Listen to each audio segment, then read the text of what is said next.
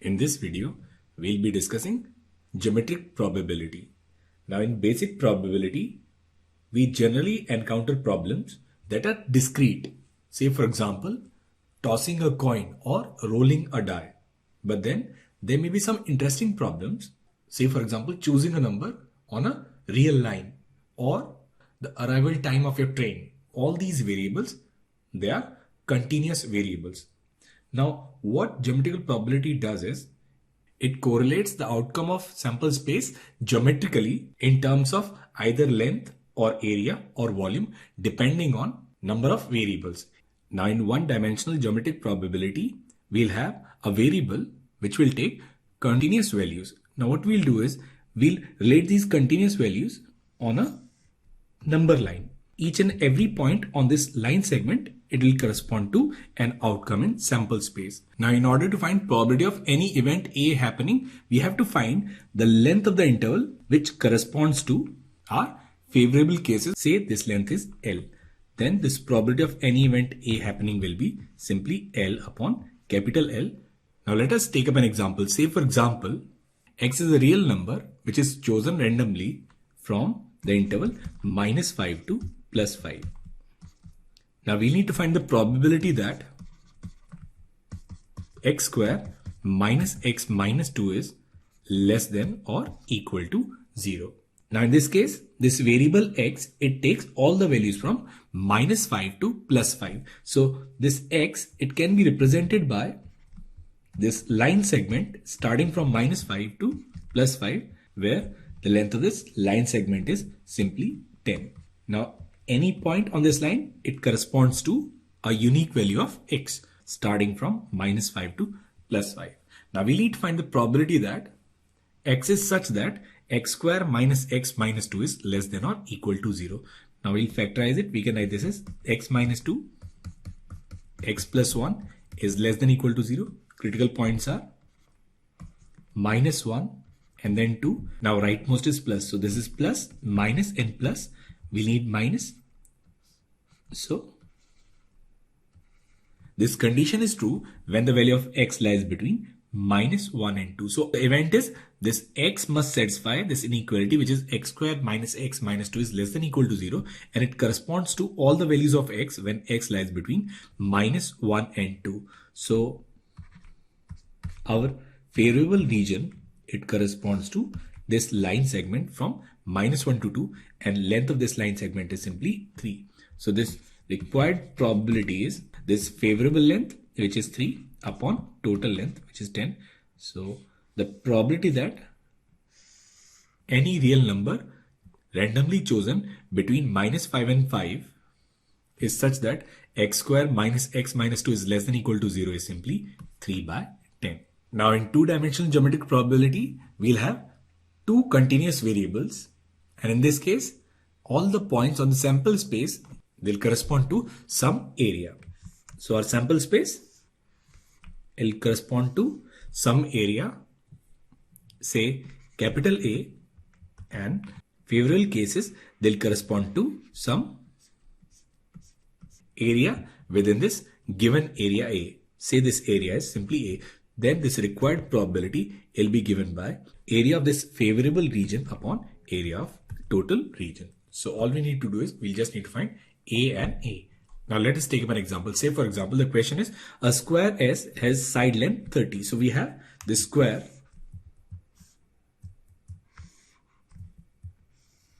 whose side length is 30, and this is your square S. Now it says a standard 20-sided die is rolled. So we have this die which has 20 faces. So outcomes will be 1, 2, 3 up to 20. A square T is constructed inside S with side length equal to the roll. So within this square, we have another square T whose side length, it corresponds to the number on this die. Then it says a dart is thrown and it lands randomly somewhere inside this square S. So when a dart is thrown, it will somewhere land inside this square S. So this is our sample space. Now we need to find the probability that the dart also lands inside this square T. So we have to find this probability that this dart, it lands inside this small square. Now the probability that this dart, it lands inside this square T, it depends on the area of this small square. And the area of small square, it actually depends on length of the side, which depends on the number on this die. Now, if the die results in K, then the probability that the dart also lands inside T, if the number on the dice is K, is given by this favorable area, which is area of the square, and area of the square will be simply K square, because in that case, length of this side is K upon this total area, which is 30 square, and that is 900. Now we need to find probability that for all such cases, this dart, it lands always inside the square T. So this probability, it will be equal to this probability Pk into probability of P by K, where the value of K varies from 1 to 20. Now what is probability of K? Now probability of K is, out of these 20 numbers, the die has rolled K. Now this die, it can roll any number from 1 to 20 with equally likely probability of 1 by 20. So this probability of K is simply 1 by 20. So this is summation K varies from 1 to 20 and will be 1 by 20 into K square by 900. Now we can write this as 1 by 18000 into summation K square, where the value of K varies from 1 to 20. So it will be 1 upon 18000 into, now this is n plus 1, 2n plus 1 by 6. So it will be n plus 1, 2n plus 1 whole divided by 6. Now here this 0 will cancel. This is 3. This is 7. So it is 287 divided by 1800. So the probability that this dart, it also lands inside the square T is 287 by 1800, and that is the answer to this question. A very interesting question in two-dimensional geometric probability is, if we have a pencil of length L, now we have to find the probability that in how many ways we can break the pencil in 3 parts, so that these 3 parts, they form a triangle. Now long back, I have already made a video on that question. So what I'll do is, as of now, I'll provide the link to that question in the description below. Now when we have 3 continuous variables, then in that case, the sample space, it can be geometrically represented by a 3-dimensional volume, say capital V. Now for any corresponding event, we'll find this favorable volume, which is say small v, then this probability, it is given by small v upon capital V. Now let us take an example. Say for example, the question is, Alex, Bob and Charlie each randomly pick a real number between 0 and 1. What is the probability that sum of the squares of their numbers does not exceed 1? Now each of them, they can pick a real number between 0 and 1.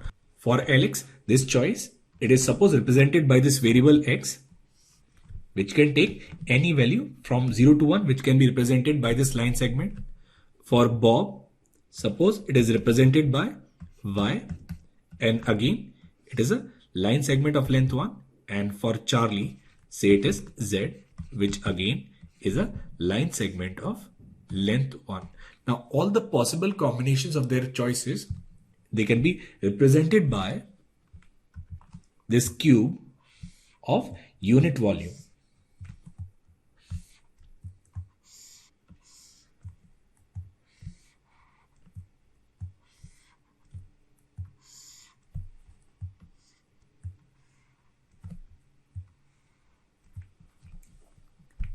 Say this is x, this is y, and this is z. Now x can take any value from 0 to 1, y can take any value from 0 to 1, and z can take any value from 0 to 1. And all the possible combinations of x, y and z, they are represented by points lying on or inside this cube of volume 1 unit. So volume of this cube is simply 1 cubic unit. Now we need to find the probability that sum of squares of their numbers does not exceed 1. So that means x square plus y square plus z square, it is less than or equal to 1. Now we know that x square plus y square plus z square equals to 1. It is nothing but a sphere of radius 1 unit.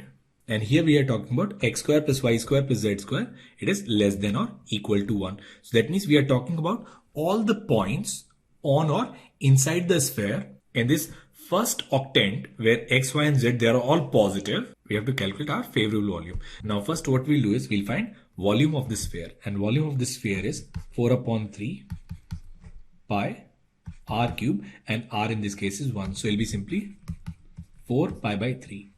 Now this sphere, it is symmetrically distributed across all the 8 octants, and we just need the volume of sphere in the first octant. So this required volume or our favorable volume will be simply 1 by 8 into 4 pi by 3, and it will be simply pi by 6. So now we have our total volume and our favorable volume. So this required probability, it will be simply pi by 6 by 1, and which is simply pi by 6.